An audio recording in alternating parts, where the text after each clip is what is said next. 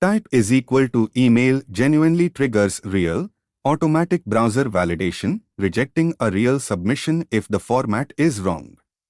In this video you'll see this real validation in action.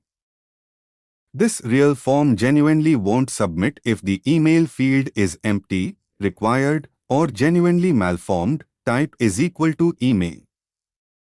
This real, native browser message genuinely appears automatically. No JavaScript was written to produce it. Multiple genuinely allows a real comma-separated list of multiple valid email addresses in one field. Type is equal to email genuinely triggers real automatic format validation. The real browser shows a genuine native error message on invalid input. Multiple genuinely allows a real comma-separated list of emails.